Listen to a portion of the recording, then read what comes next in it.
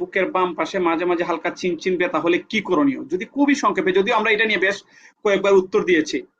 এবং পাশাপাশি সিলেট থেকে চ্যানেল আইর সিলেট প্রতিনিধি এবং সবুজ সিলেটের বার্তা সম্পাদক সাদিকুর রহমান সাকি আমাদের অনুষ্ঠান দেখছেন। সাকিও একই প্রশ্ন করেছেন, উনি লিখেছেন মাঝে মধ্যে বুকে ব্যথা কি হৃদরোগের লক্ষণ কিনা, এই দুইটা বিষয় যদি বলেন।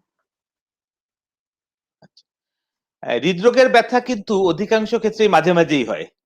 কন্টিনিউয়াস ব্যথাটাকে কিন্তু আমরা হৃদরোগ মানে হওয়ার সম্ভাবনা খুব কম, যদি হার্ট অ্যাটাক না হয়ে থাকে। কাজেই মানে হৃদরোগের ব্যথাটা আসবে, কিছুক্ষণ থাকবে, চলে যাবে। পরিশ্রম করলে হবে, পরিশ্রম বন্ধ করলে এটা সাধারণত আস্তে আস্তে এটা কমে যায়। সাধারণত ভরা পেটে পরিশ্রম করলে হয়। এবং এই ব্যথাটার কিছুটা কিছু বিশেষত্ব আছে, সেটা আমরা ইতিমধ্যেই আমরা আলোচনা করেছি। তো আমার মনে হয় যে, তবে আমাদের আপনাদেরকে এই বলে আমি আশ্বস্ত করতে চাই যে সব বুকের ব্যথা কিন্তু হার্টের ব্যথা না। এটা আমাদেরকে খেয়াল রাখতে হবে।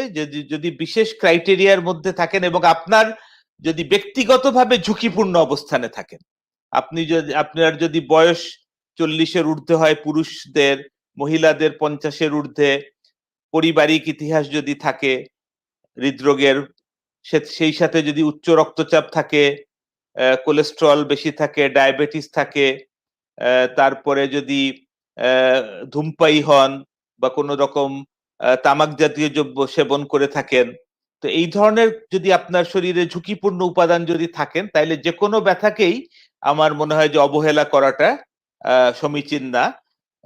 এই ক্ষেত্রে আগে হৃদরোগ নাই এই ব্যাপারে নিশ্চিত হওয়া দরকার, তারপরে কি আছে সেটা খুঁজে পরে দেখা যাবে।